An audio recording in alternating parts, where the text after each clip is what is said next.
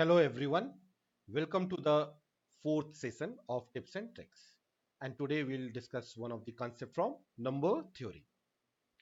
Now let's say there is a question, how many distinct positive integers can be expressed as a sum of any or all of the factorials?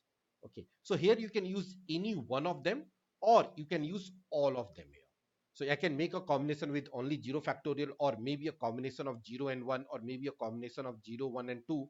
Anything can be done here. So let's start with here. The first number is, and we need to start with the positive integers. So the first number which can be formed is 1. 1 can be written as 1 factorial. It can be also written as 0 factorial. You can take any one of the cases here.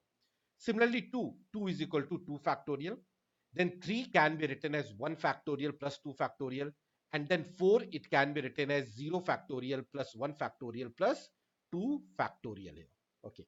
So these are the four numbers, four positive integers which can be made with a combination of 0, 1 and 2 factorial here. So maximum, if I take all the three, so I can write down 4. So can I write down 5 or 6? No. So I cannot write any number which is greater than equal to the 5 with the combination of 0 factorial, 1 factorial and 2 factorial. I can take any one of them at a time or 2 or 3 at it, all the three. Similarly, if I ask you, if I start making a combination with the help of 0, 1, 2 and 3, these are four different values starting from 0. Okay, how many different integers can be expressed? So the first one is definitely 1, which is equal to 0 factorial. It can be 1 factorial also, 2, 3 and 4. We have already written with the help of 0, 1, 2, these four numbers can be formed. But now can I write down 5? No. The next number is 3 factorial, and remember 3 factorial is nothing but that is equal to 6. Okay, and if I add this 3 factorial in these four combinations, then I'll get four more combinations. And what are those four next combination? I can say, let's say 7, which is the factorial of 3 plus factorial 1. Okay, because 1 can be formed, 6 can be formed, so 6 plus 1, 7 can be also formed. Then I can say 8, which is nothing but 2 factorial plus 3 factorial. Then 9, we know 3, and in this 3 add 6, so I'll get 3 plus 6, 9. And it can be anything like 0 factor, instead of 1 factorial here you can take 0 factorial also. Okay, then 10. So if I use all the four, I can write down till 10 here. So what all numbers are missing here? If you observe, the numbers which are missing here is nothing but that is equal to 5. Okay, so 5 is missing here, and any number which is greater than or equal to 11, that cannot be also written here.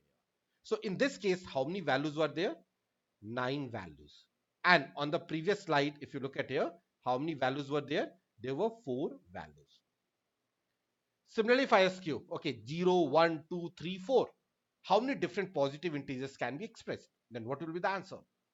So what I can do here is a general formula here. It will be always equal to 5 into 2 raised to power n minus 2 minus 1. Okay, like in this case, the value of n here is equal to 2 because I'm using 0, 1 and 2. So write down that is 5 into 2 raised to power 2 minus 2 minus 1, which is 5 into 2 raised to power 0 minus 1. And if you solve this, you'll get 4. So that's why this is the answer, 4. Similarly, in the next slide, there were 9 values. And what is the value of n? Which is equal to 3. So I'll use the same formula, that is 5 into 2 raised to power 3 minus 2 minus 1. So I'll say this is 5 into 2 minus 1, which is equal to 9. So you can see there are nothing but these are the 9 values which is in front of your screen. So in general, the total number of distinct positive integers which can be expressed as the sum of any or all of the factorial 0, 1, 2, 3, 4 and so on till n, where n is greater than or equal to 2 is given by this particular formula here.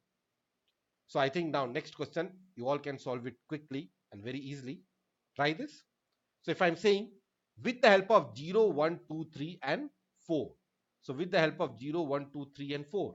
So answer will be nothing but that is 5 into 2 raised to power 4 minus 2 minus 1. So that is 5 into 2 square minus 1, which will be equal to 19. Okay. So the answer in this case is nothing but that is 19.